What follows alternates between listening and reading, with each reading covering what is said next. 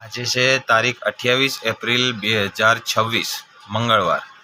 ભાઈ 2 દિવસથી 3 દિવસથી સતત એટલી બધી ગરમી પડી રહી છે, જેથી કરીને હું આ વિડીયો ગુજરાતીમાં બનાવી રહ્યો છું। તો પ્લીઝ આ વિડીયોને સ્કીપ ના કરતા, ગુજરાતીઓ માટે ખાસ, જેથી કરીને હું આ ગુજરાતીમાં જ બનાવી રહ્યો છું આ વિડીયો। અને ભાઈ પ્લીઝ આ વિડીયોને જોજો, લાઈક કરો ના કરો કોઈ વાંધો નથી, મારી ચેનલને સબસ્ક્રાઈબ કરો, મને ફોલો કરો ના કરો કોઈ ફરક નથી પડતો, બસ એટલું કે આ વિડીયોને બને એટલો શેર કરજો, જેથી કરીને આ વિડીયો દરેક ગુજરાતી જોડે પહોંચે અને મારો મેસેજ જે છે એ ગુજરાતીઓ જોડે પહોંચે। તો પ્લીઝ આ વિડીયોને બને એટલો શેર કરજો। તમને તમારી માની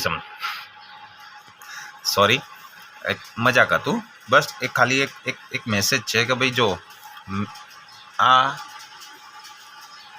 માટલું હતું જેને મેં તોડી નાખ્યું છે અને તોડીને હું આની અંદર પાણી ભરીને મૂકવાનું છું, જેથી કરીને બિચારા મૂંગા જીવ જનાવરો છે, સસલા છે, ચકલા છે, પછી કિસકોલીઓ છે, પછી કૂતરા, બિલાડા, ગાય, બધા પશુ પક્ષીઓ માટે થઈને હું મારા ઘરની બહાર અત્યારે આ વસ્તુ મૂકી રહ્યો છું, જેથી કરીને ઉનાળામાં સતત પડતી ગરમીના કારણે એ લોકોને તરસ લાગે તો એ લોકો પાણી તો પી શકે।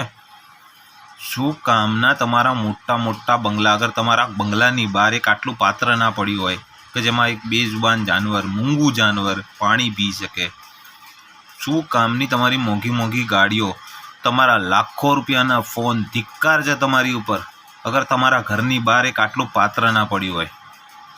બરાબર છે, હું એવું નથી કહેતો કે દરેક માણસ પોતાનું માટલું કાપીને મૂકો, તમારી પાસે કોઈ પણ એવું પાત્ર હોય કે જેમાં તમે પાણી ભરીને મૂકી શકો। હું માટલું એટલા માટે મૂકી રહ્યો છું કારણ કે આની અંદર પાણી ઠંડુ રહે।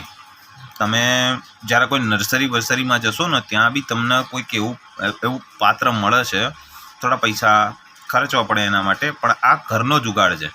મારા ઘરમાં હતું માટલું, સાજું માટલું છે, બિલકુલ તૂટેલું નથી।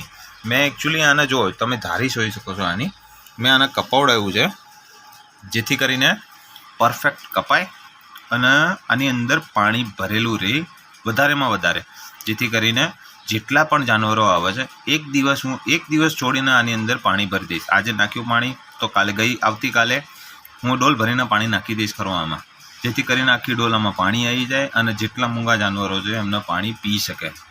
તો પ્લીઝ બને એટલો આ વિડીયોને શેર કરજો અને બને તો એટલું ટ્રાય કરજો કે તમારા ઘરની બહાર કોઈ તરસ્યું જાનવર આવે ને, જીવ જનાવર, તો એ પાછું ના જાય।